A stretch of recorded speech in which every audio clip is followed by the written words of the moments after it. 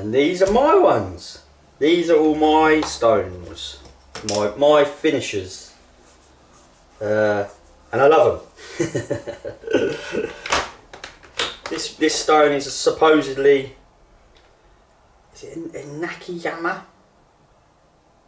Maybe my Japanese friend might be able to kind of assist a little bit, but yeah, I bought that as like I'm sure it's Nakayama. I'm sorry for my pronunciation as well, like.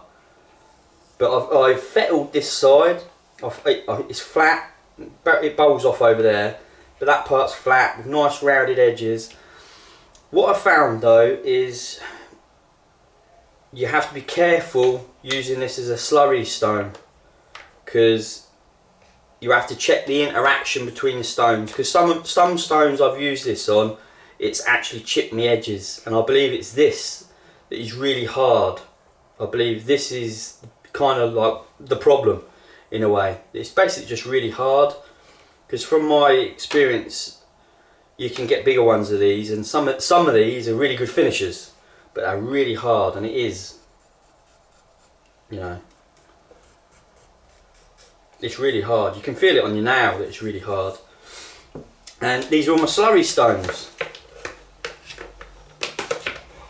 See, this is a Tomo. It's not off this stone. It's off a 4.5 Jnat. It's got a bit of a dangerous inclusion bit there, but I keep an eye on it, and I look through the microscope at it every now and then. And you know, touch. I ain't got no wood. I've got some horn, touch horn. That it's never been a problem. It's basically mica. If you look through the microscope, you can see that it's like a mica. This is my little cotical slurry stone, which I'm probably going to sell actually, because I've got no need for it now. I've got all my slurry. Well, actually, I ain't got all of them. I want one more, but that's a different story. So this one is my new to me Mejiro. I'm going to be moving this on. Somebody's kind of already asked me about it and spoke for it, we'll say. And while we're on the subject, this is my tested Thüringen German home. It's a lovely little thing. It's on the dark side, not Star Wars or anything, but it's got some lovely little patterns in it. Before I send it out, I will bevel those edges a little bit more.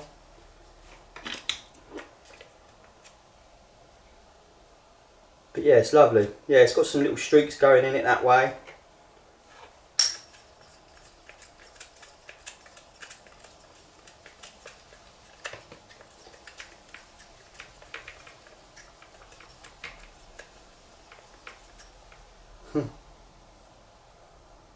Lovely.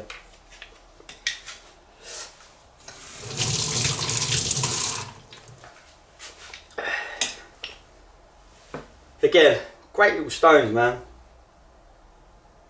It's a funny old thing as well, like, so I've had some of these in the past. Like I say, I'm on the hunt for these, because like I said before, I think it's a good way of getting somebody using stones, natural stones. But they're a right old anomaly. So sometimes, like, I buy one, you know, 30 quid, I try and sell it for like 40, 50 quid. You don't get many takers, but then every now and then, like, I go to sell one and they sell for like nearly 100 quid, and you're just like, wow, it's just no rhythm or rhyme with them. But so this is my right. So let's try and do this in the order that I meant to half be. Got these from memory anyway. Let me think. Yeah, so this is from memory now. So if I got this wrong, I'm sorry. But Botan, I believe, is meant to be sort of like the Corsair. Tenjo is, well, higher up, we'll say. And we've got the Mejiro, and now I've got a Coma as well. And I have run a razor on this, so somebody sent me a razor to home, one of my sort of razor buddies. He sent me a lovely little Dovo, which I must say, it was a tremendous steal compared to the new ones. It was a vintage Dovo. And it was the first edge that I've produced off of this Coma, and he loved it, so it bodes well for the future sort of life of it. and they're just lovely to use. I must say, I'm happy now that I've got some slurry stones that I can kind of put my trust in. Like the Mejiro's probably had over 100 razors done on it now. I've not tested these two stones yet, but I'll take my time, you know. No rush, as they say, no rush. All the time in the world, well, I ain't, but. And this is my Jnat. This is my one and only Jnat now. I did sell my 4.5, and I kind of do regret it in a way, but I'm not a rich man, so sometimes I have to sell things to buy things. But it's a lovely stone. It's relatively safe. There has been a couple of times where I've had microscopic breakout, and when I've checked it, like I think I actually said it in the video before, or I think it was the video before, one after, well, one of my recent videos. I think it's where I was tapping the razor on the tip, on the spine, and microscopically but damaging it. But it's a lovely thing. I'm happy with it. It's probably not as fun as using my 4.5 Jnat, if I'm going to be brutally honest. It's probably not as fun. That was a lot more creamy and silky is probably a word, where this is a bit more harsh. But I've got these slurry stones now, so I can play with it more and see what we can get out of it. But it produces nice crisp edges. It produces an edge.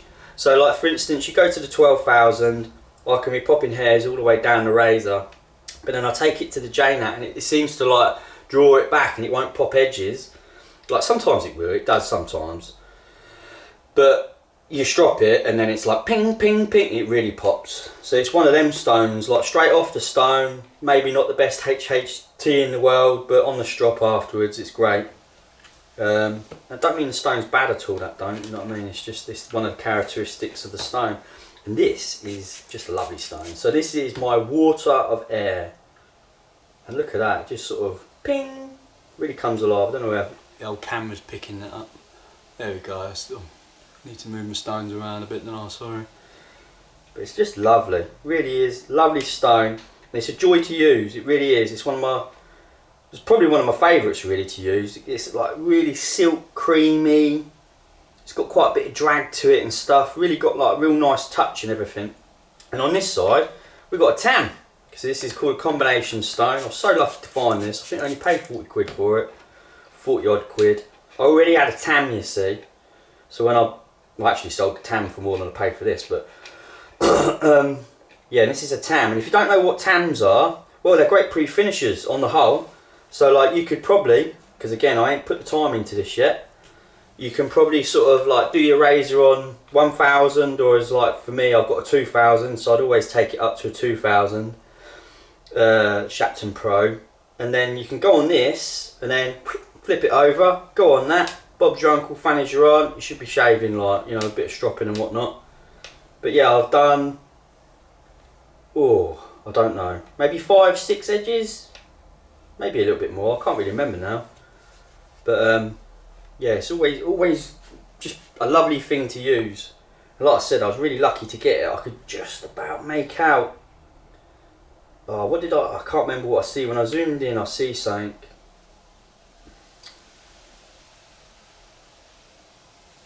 Because I can't really see it in this light. I have, what do they call it, lacquered it. But when I zoomed in, I could just about see air or water or something like that, and I was like, that's water of air, which I've been after for years.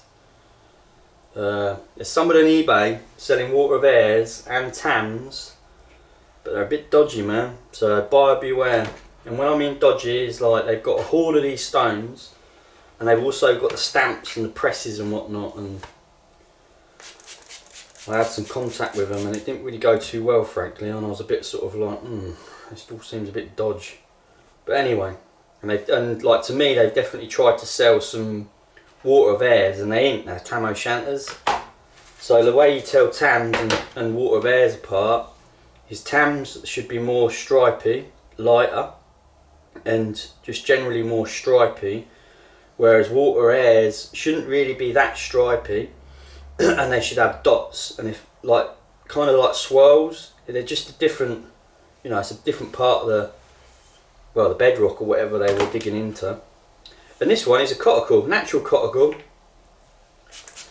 I've not extensively tested this, but I've run a razor over it using Cottacool slurry stone, and it weren't as good an edge as what I'd say my Jnat is. It was on one of those Hope 14 patterns, but I've got some other ideas for it. I've done a bit more research, and it turns out like they don't actually like their own slurry too much, or at least that's what a lot of people kind of say a little bit about. So yeah, but I'm excited. It's a good stone, and again, that's from that barber's lot, that is. So he was using it, but like I said, he used really heavy pasted strops. So what a lot of people don't kind of realise is years ago, before the advent of like artificial stones and everything, where you had like a standardised grit and blah blah blah, you could just go bang bang bang through the grits, you had natural stones. And what a lot of people did is they just had a bevel setter and then a finisher. You know, the finisher would be one of these, one of these, and they didn't care too much that the finishing stone was a bit rough. It'd be rough in today's world. Like we'd be like, oh no man, that's a rough edge, and you know, you need to get it more mirrored, and you know, take it to 12, go to a natural, blah blah blah. Whereas they didn't really do that, on the whole anyway. They just bevel set it on a Wasiba, finished it on a Cottacool, let's just say, and then they'd have a really heavily pasted strop, sometimes just on literally on a piece of wood, because again, this Harman system, check it out. They used to have a flat, because I've actually got a strop upstairs by Harman, and it's just a flat piece of wood with the compound on it. So it's almost like, you know, you're pretending the wood's a stone with a compound on it. And then on the flip side of that, thick piece of leather, or a piece of leather with the other compound on it, which was less coarse. And then again, they'd have a hanging strop where the linen side might be pasted as well. And then the leather side, no paste, but lo and behold, it ends up getting covered in paste. Because the one I had was just, you know, when I washed it, it was coming off red, just through use. But yeah, there we go. There's my stones. So, I've got to get a Torlingen stone, a German stone. But for whatever reason, they've just gone through the freaking roof, man, in the UK. And I think pretty much across the world, but yeah, they've just gone through the roof. But I'm going to have to get one, because that's my set now, you know what I mean? I've got the Charney Forest, which I weren't too bothered with, but I got one. I've got my Cottacool, I've got my Water of Air, and I've got my Jnat, and I just need my German home, like, because I love these little stones, but you know, I'm somebody that hones, well, multiple razors most weeks, so they're not viable, do you know what I mean? And I can't get my speed up enough to make them, like, well, worth it. I even thought about buying 3 or 4 of them and gluing them together, and I actually did put a bit of research into it in my silly self, we'll call it, but it turns out, no, you can't do that, no, because at some point you're going to end up damaging your razors through breakout. So there we go, there's my stones. Have I got anything else to show you? No, that's it for now.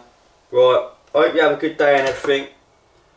I hope you found some of that a little bit interesting. It's always nice having a bit of a gander in it in somebody else's drawers. Toodaloo.